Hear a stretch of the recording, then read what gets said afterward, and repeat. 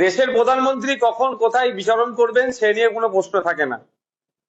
পশ্চিমবাংলায় আসছেন, পশ্চিমবাংলা তারা নতুন সরকার গঠন করেছে, কিন্তু মণিপুরে তিনি যেতে সেভাবে সময় তিনি দিচ্ছেন না মণিপুরবাসীর জন্য, যেটা এই মুহূর্তে সব থেকে বড় দরকার।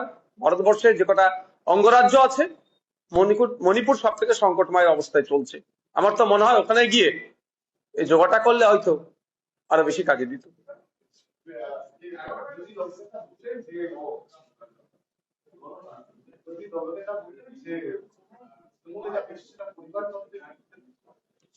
দেখুন, কথা হচ্ছে বিরোধী দলনেতা যেটা বলেছে তার সুরে সুর মিলিয়ে কথা বলতে হবে এরকম ব্যাপার নয়। যদিও আমি বিরোধী দলের বিধায়ক হিসেবে বলছি, এতদিন পরে সব মনে পড়ে যাচ্ছে কিভাবে বুঝতে পারছি না।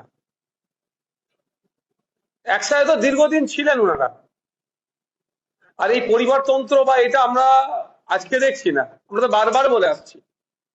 সেই সময় বা 4ঠা মে 2026 তখন খুব মিষ্টি মিষ্টি লাগছিল, আর এখন আমরা দেখতে পাচ্ছি এখন এইগুলো শব্দগুলো বার হচ্ছে।